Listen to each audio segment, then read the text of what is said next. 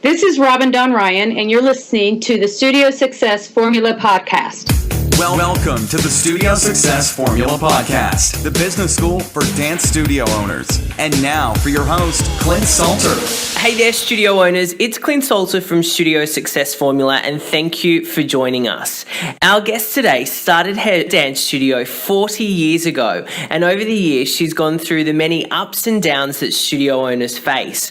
I met her at the Dance Teachers Summit in New York City in August, and I knew that I had to get her on the show to share with you her many years of experience. So please welcome to the show, Robin Dawn Ryan. Hi, Robin. Great to have you on the show. Hi, Clint. Great to be here. Now, you've been running your studio now for 40 years. Congratulations. That's a huge achievement in itself. What do you believe have been the keys to your success over the years? Hard work, I would say, and to never give up, but being true to myself and not sweating the small stuff.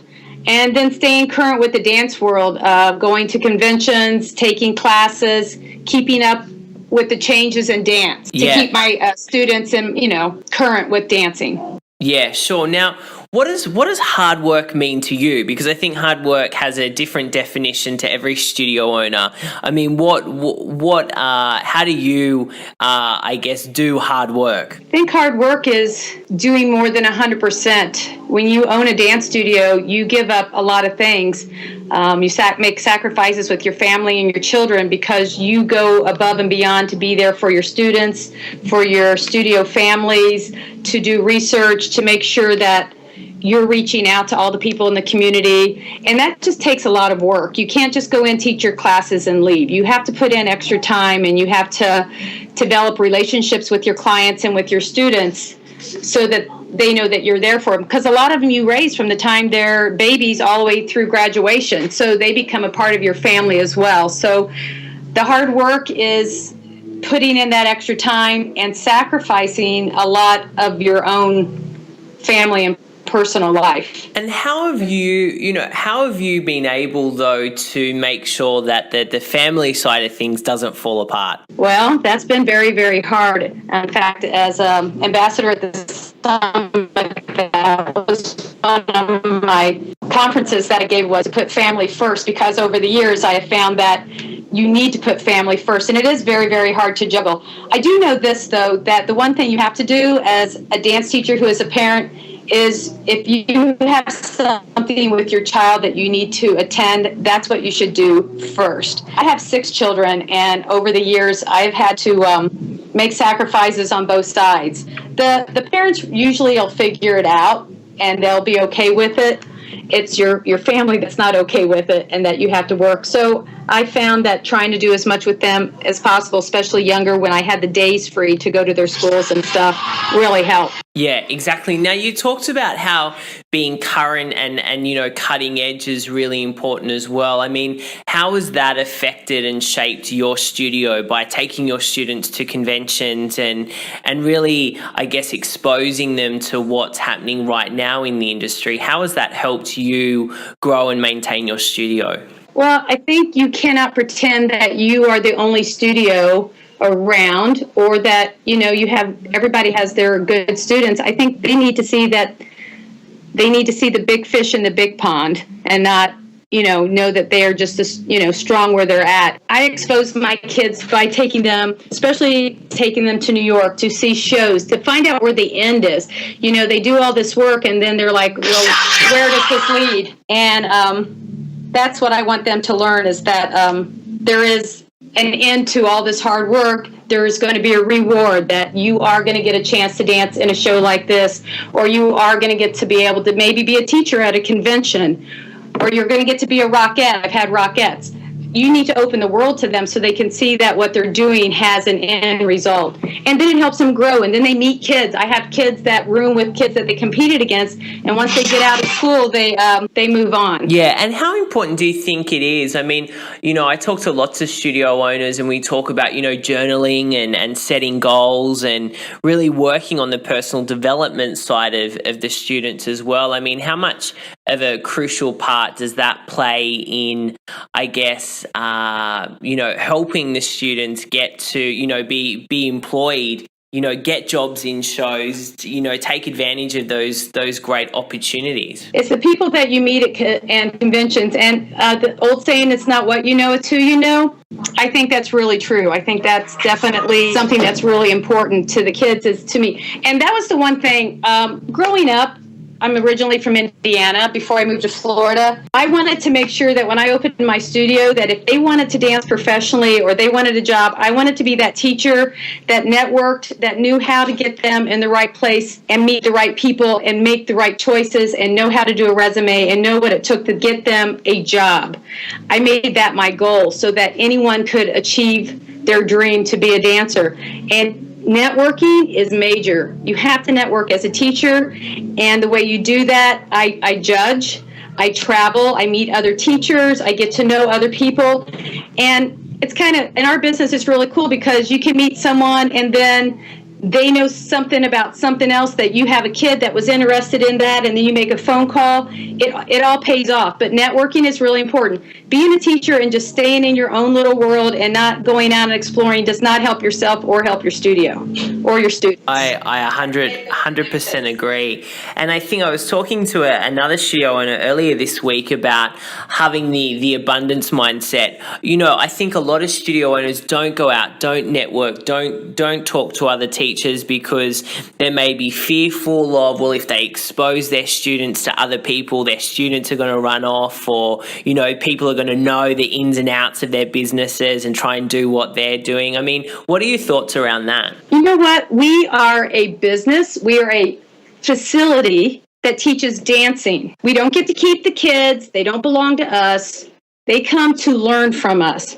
And a lot of times we put our heart and soul into a child that'll turn around and leave, and it breaks your heart. They go on. You have to be that teacher that knows that you can maintain and keep that student and that dancer through their high school years, and that you can give them what they need. If you keep them in a box, they're not dumb. They're going to eventually figure out that so-and-so from another studio got to go do something else. You have to keep those doors available and open and let them go out. And you have to trust yourself as a teacher to know that you're a good teacher and not have the insecurities to think that you can't do this, to hold them. That's not what we're here for. We're here to open those doors. And if they do go on, then you have to learn how to deal with it. And then maybe find out, well, why did they go there? What am I not offering that wanted them to stay here? You can't get mad at the student. It does hurt. It's happened to me, happens to everyone. I get students from other studios. That's the business. But after 40 years, they go on. Half of those kids that want to be all that, they don't make it. It's a very few that make it. That's a handful that go out and keep going with what you've trained them to do. And a lot of these parents that get out of control, and I need her in the front row and stuff, I have those parents that are grandparents at my studio now. Their children didn't do anything, but their grandchildren now are on my competition team because their kids had such a great time here. They want their children to have that same experience, which says so much about what I gave them. Even though at the time their parents were crazy, they still were having a good time. Yeah, exactly. And I think that's what it comes down to, right? Like they're paying for essentially a service. And I think we're really here as a teacher, as a studio owner to, let them have a lot of fun, learn, be inspired and motivated. I think, dance, I wouldn't be where I am today, really, even with my business, if I, wasn't in dance and didn't have a great, nurturing, really supportive teacher. I think it provides people with a lot more than just learning how to dance. I think a lot of life skills come out of, being part of a dance studio as well. And I know in my heart, I'm a really good teacher. And I have a lot of successful kids. And I just keep going that way. And I have more dance studios in my area that I can count on my hands, and half of them are owned by parents who open studios, which has gotten very popular lately.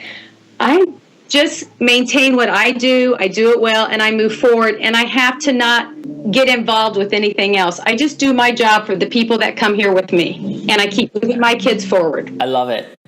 Great advice. Thanks so much, Robin. Now, as a studio owner, there are many times when, everything is great, but then within one moment it can take a fast downward spiral. How do you manage the challenging situations that come up in your business as a business owner? Well, I think sometimes you got to find out what the problem is, whatever it is, and face it head on and figure out how to fix it. You got to be willing to make changes. What you might have decided to do one year as what you wanted to do didn't work out. You can't be the person that goes, oh, I don't want to change it because everyone will think I'm dumb or something. You have to change it. You have to fix what is ever the problem that is causing you, that caused you to have that problem. We went through a recession, really broke us down here a little bit for a couple years, and we had to come up with a little other ways to get students involved. I needed more kids, younger kids on my team, and I got this from going to the summit, learning from other people. I gave a 30-minute free class to anyone who might be interested in competing the next year. I had 30 kids show up for that class, and I did it from January till June. And they learned a little dance. They got to do it during dress rehearsal. It wasn't for the show, but they just got to do it for dress rehearsal. And the next year, I had 20 of them return to actually compete with my kids. And they were my 5 and 6-year-olds. Yeah, fantastic. That's a great idea. And that was a problem I had, so I had to figure out, how do I make this better? How do I fix it? And you know what? I think you get hit with stuff like that all the time. There's always some part of your business that's not going the way you want it to go. So when you get one thing fixed, you got to turn around and fix the next. Exactly. But I guess what you're saying, it's really the way that you look at that problem. I mean, you look at it and go, okay, identify the problem. What's the solution? What steps can I take towards making this situation better, rather than looking at it and kind of having a pity party? Right. You can't. It all comes back to you. It all comes back to the person, whoever the studio owner is, it comes back to them. And you can't be that person that says, well, I'm not going to do it that way. We're going to do it my way. If your way's not working, you got to change it. You got to be willing to make the changes and to make the people happy. And it's a lot of politics and the way you got to go about doing it. Over 40 years, I've come pretty good at it. And there's sometimes I get hit with stuff and I just want to walk out the door and I'm like, I don't want to look back, because it just gets so aggravating that even after all this time, it's still the same problems that was day one with my studio. It's just different people. You just get a little bit better at handling it, I think. But turning your back on it and not trying to fix it is not going to be the answer. Yeah, exactly. Now, many studio owners focus on generating income from just their classes, but I know that you've got multiple revenue streams in your studio. What suggestions do you have for studio owners listening who want to look for profit elsewhere but don't know where to start? Well, working in your daycares is huge. I have a teacher at my studio who works outside at several daycares, and she's doing great.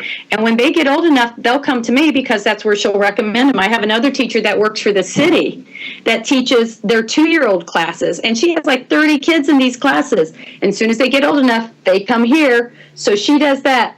You can work at your high school for dance teams. There's a lot of dance teams that are with the band, or in your performing arts area, you can go in. Just this morning, I was working at a middle school. They need a dance routine it's called All County Dance here. And I'm not getting paid for it, but I'm going in to share my talents. Plus, I'm working with other kids who don't dance here. I also do a lot of theater work, and I choreograph and do a lot of theater, get paid for that.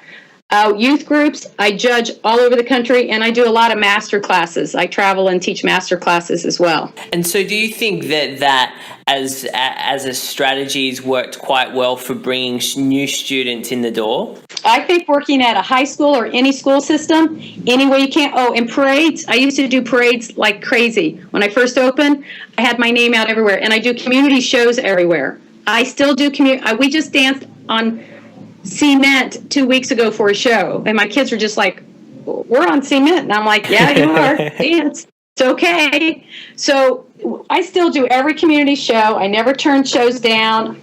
I am to this day, I still stay in the public eye as much as possible, and I work with the school systems as much as possible too. Yeah, and I think that's the key, because you always talk about being top of mind. Within your community, if someone's looking for a dance studio, or maybe they're unhappy at their existing studio and want someone else, you want to be the studio that they're going to come to first. Yeah, and the shows are great because usually you go to those festivals, they have one dance studio after another. So hopefully, if you're in the right placement, they will. They have to be around to wait to go on with their studio. So meanwhile, they get to watch your studio. So stuff like that works. And again, working in the high schools and with the dance team, that's a real big deal. I have a ton of high school kids at my studio because I have been working with the high schools since I've moved here. I went directly to the high schools and started working with marching bands, and then I worked with the theater and stuff like that. Yeah, and again, I think it all comes down to what you talked about before, building relationships. Right, and you get hooked in with people. They want you to come in, and it's great. It's awesome. It's awesome. Now, I want to shift and talk about teachers because over 40 years, I'm sure you've seen lots of teachers come and go from your studio. What are your keys to recruiting and retaining great teachers in your studio? Recruiting teachers is kind of tough. You can advertise in whatever, Craigslist or whatever it takes to get them in. I've been in business for so long now. A lot of it's been word of mouth, or I know a teacher who's in town and you get a hold of them. I've been through lots of teachers. One of my teachers that works for me started dancing here when she was 3. She's been with me probably 35 years. She's been a lot of your now my teachers are my students that I train that work, but a lot of them aren't. And the other way is my teachers come first. I pay them very well. I respect their creativity. I don't try to interfere with the way they teach. I have teacher meetings. I try to have, like at Christmas, the teachers come over to my house. I try to make us more like a family. I let them pick out their music. They pick out their costumes. They get paid for rehearsals. They get paid for choreography. I don't take that money. They do privates. I don't dip into any of their extra activities as far as money go, and I promote them in the community to work other places like I do. If somebody needs a teacher somewhere, I hook up one of my teachers to go out. I do as much as I can, and I support them. And do you think that that's been a really important part of retaining teachers and getting them to be, at their best when they're in class teaching your students? Yes, because a lot of dance teachers, when they come to you, or students or people who come, one of my new teachers, she's been with me going, I think we're 3 years now, young teacher that moved down, and her sister had just moved down and danced with me. Then she decided to move down. She had been a dance teacher, and she's very young. And, her thing was, I always wanted to own a dance studio. And that kind of scares a teacher when they hear someone say that. I try to tell them that owning the dance studio might not be the best thing, because once you own the studio, your responsibilities become big and sometimes pull you out of the classroom. But if my teachers can go in and do what they love and be creative and teach and walk out every other week, they get paid with a good paycheck and get paid on time. Nobody likes to say, I'll get paid next week. My teachers are paid every 2 weeks on time. They never have to worry about not getting their money. That's really important too. They have to feel comfortable and secure in their job and love what they're doing. And you have to get them to be loyal to you, where they're thinking, I would never open up against Miss Robin. I can't do that. She's been too good to me. You have to get the loyalty of your teachers so that they stand by you. And I've had teachers that work for me that want to open studios, and I helped them. I helped them open it very far away. Help them find a place and everything else, and it's worked out. But I think you have to get your teachers to be loyal to you, just like your students are. But that comes from taking care of them and respecting them as well. And I've had my share of having to fire teachers. I'm sure you have, over 40 years. It's not fun to do that. But when you see something that's not working in your studio, then you got to let them go. And I will say, after all these years, I just started having my teachers, and because I went to the summit signing contracts, I started 3 years ago, and all these years I've never had them sign. But because our times are getting a little crazy when the dance, I did have them sign contracts with no compete clauses. And I kind of felt bad about it in a way, but you know what? Not one person gave me a hard time about signing it. None of them.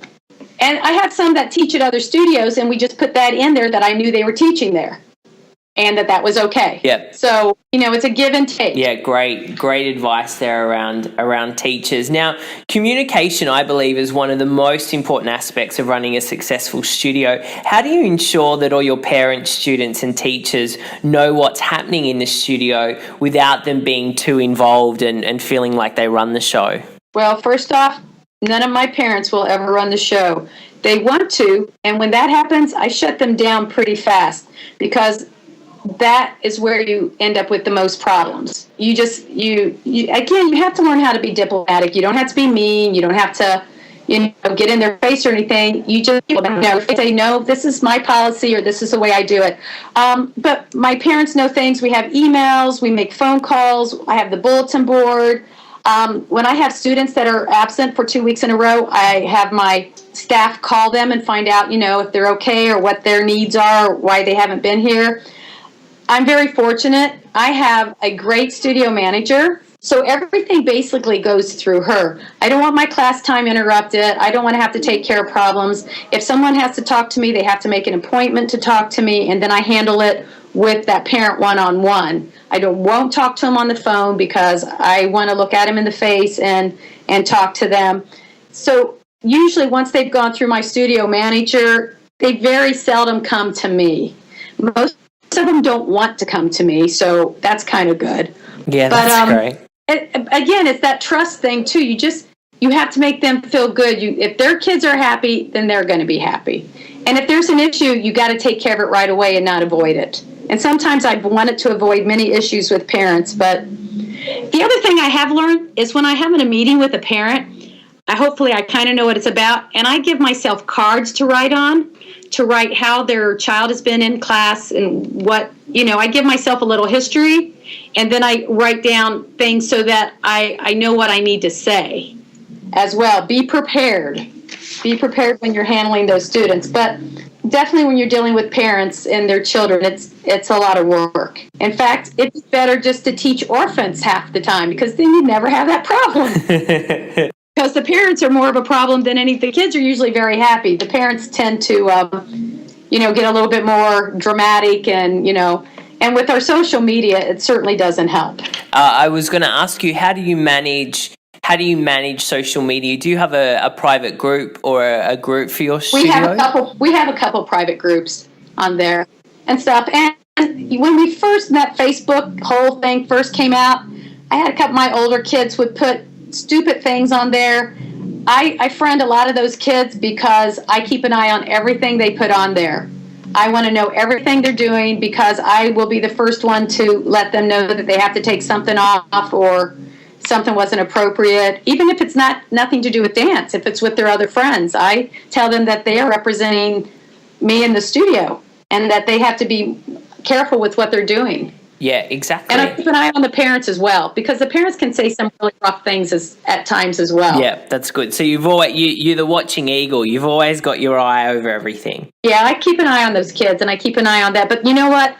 They've become pretty good about it, because I laid down the law so long about it and gave them pretty much a good lecture about what I expected and stuff. And the same thing with the parents. They know not to do that. And I'm very good on Facebook. I go on it very little, and I'm a positive person on it, because the negativity doesn't need to be there. Even if you feel like you want to say something, my mother always said, if you don't have anything nice to say, don't say it at all. And that's what I teach the kids. I teach the kids just, to be quiet, just to smile a lot. Yes, we love that. We love that. Now, you talked about your studio manager.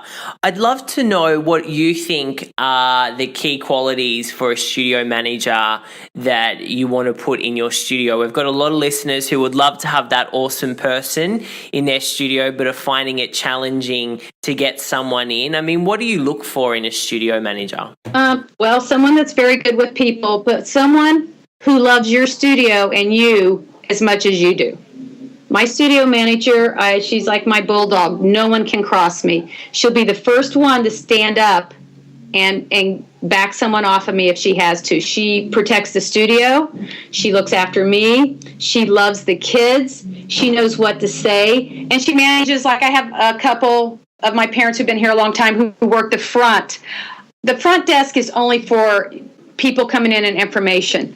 Then we have a back office, and that's where my studio manager and I have one other person in my office that helps out, because there's so much paperwork and there's so much to put into the computers. And yes, I put the money out to pay for these people, because my studio has to run like a machine. When you have over 300 students or more, you have to be very organized And then I have a competition team, so that has to be organized. And then I have other jobs that I do or other things that I have my students do. So we're very busy all the time.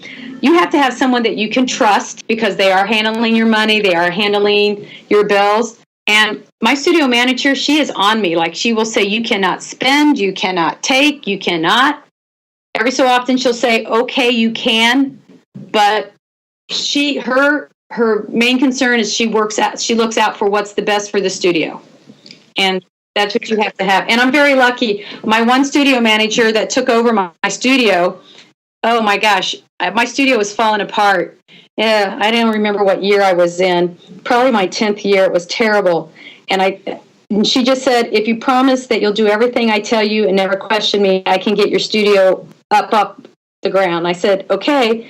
She ran my studio for 16 years, got me going, drove a car that never broke down. After that, finally got into decent transportation. And when she was getting ready, my studio manager I have now was working in the office with her, and she said, this is who you need to have. You need this person. And she was right. And I have a great relationship with her. And, it's hard because she had a daughter in here dancing, and that's a little tough sometimes because, people are always like, oh, you do everything with her because, she was very fortunate as her daughter is incredibly talented. And she's off to college now, so that's good too. So that's kind of taken that off. But I've been really lucky. You just have to be really, really careful because there's been some people who have had, and I did have a couple bad experiences with a couple people running my business that was not looking out for my welfare at 100%. And that's really important, that you get someone in that, I love what you said, that, is as passionate about the studio as you are, and is switched on to 100% turn around and say, you can't spend that this month, you're over budget, or we don't have that money in the budget for you to do that. That's definitely how it works. 1 week she said, I can't pay you this week. You're not getting any money because your parents are so far behind, you're not getting paid. But my teachers got paid, but I didn't get paid that week. And it's usually around Christmas time because, nobody thinks that dance teacher is a business. They think we do this for fun. They don't think they have to pay the teachers. So they kind of put us, they can wait till next month type mentality, which is a little tough. But, my parents we've been doing pretty good this year, so. Good to hear it. That's great. Now, Robin, when it comes to marketing, I know we've spoken about, you get a lot of, teachers out there in the community. You get out in the community as well, so you remain top of mind. But what maybe if you could give us some things that have worked for you and haven't worked in terms of getting students through the door? You got to be careful with advertising because it's so expensive. A lot of times it's good to do the advertising with a coupon for like $10 off because you can see how many people bring it in. They have a big kids festival in our area, and they would charge us like $700 to set up the booth, and then you got to dance on the stage for 30 minutes or whatever.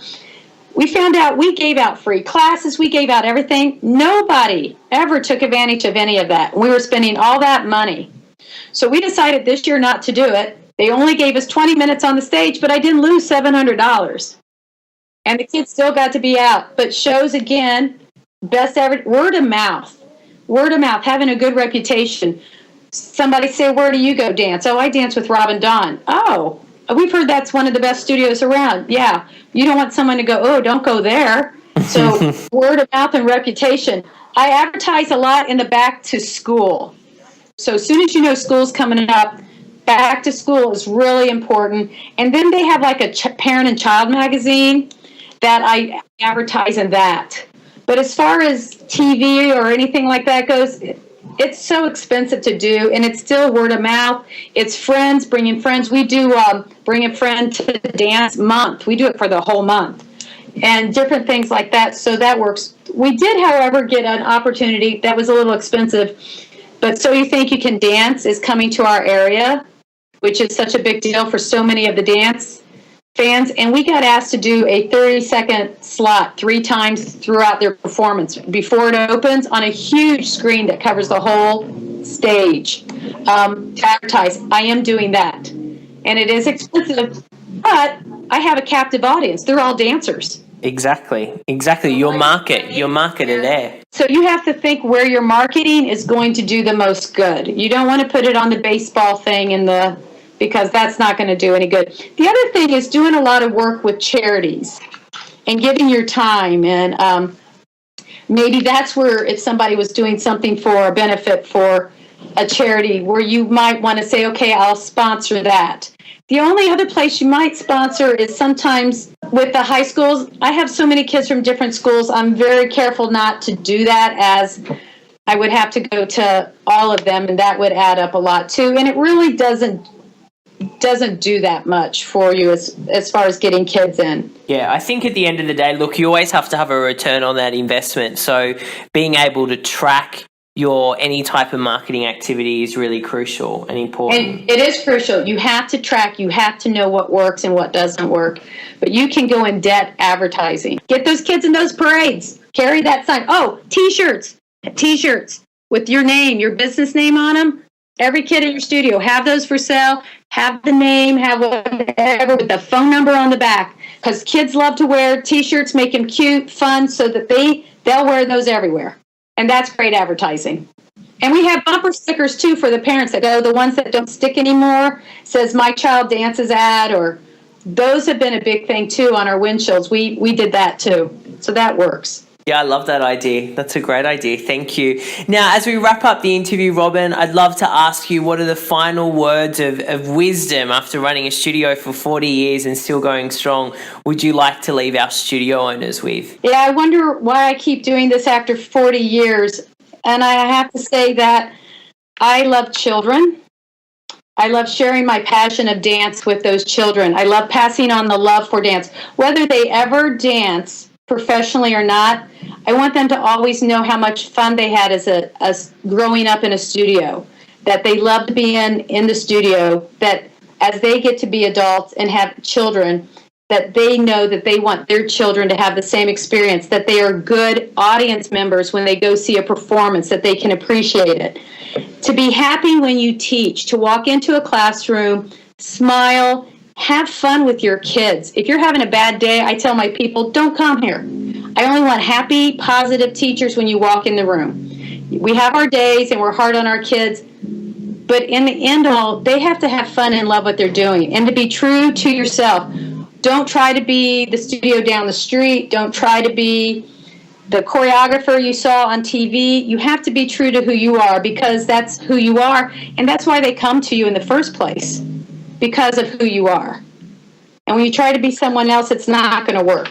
You have to be yourself. I love it. Look, Robin, it's been really great, very insightful speaking with you, and I was really glad we got to connect at the Dance Teachers Summit. If people want more information on you and your studio, whereabouts can they head? My website, by the way, that's a good way to advertise, and my website needs major overhaul. It's so old, but it's www.robindawnacademy.com. Keep your website current. Yes. We're currently working on that, but they can get a hold of me at that site as well, as I am on Facebook, Robin Dawn Ryan. And I do the summit. I love doing the Dance Teacher Summit and being an ambassador, because I was only 18 when I opened my studio up, and I had no one to help me, no one to tell me what I needed to do. I made lots of mistakes. I learned everything the hard way. It was very tough. I wish there had been something like that I could have gone to learn. And if you're a young teacher, you need to listen to the older teachers and learn from there. And as an older teacher, I love learning from the younger teachers, because they have such great new inventive ideas as well. You can never close your mind and think that you know everything and you have all the answers, because dance is ever evolving and it's always changing, and your studio should be changing as well. Exactly. Great advice. Always be hungry to learn, I think, no matter what stage of the journey you're at. Right. Thank you so much again. It was such a pleasure to speak with you today, and take care. And we look forward to having you on the show again in another 40 years. We'll see. Thank you very much, Clint. Thanks, Robin. Take care. Bye. Okay, bye-bye. Thanks for listening to the Studio Success Formula podcast. To take your studio to the next level and beyond, head to studiosuccessformula.com.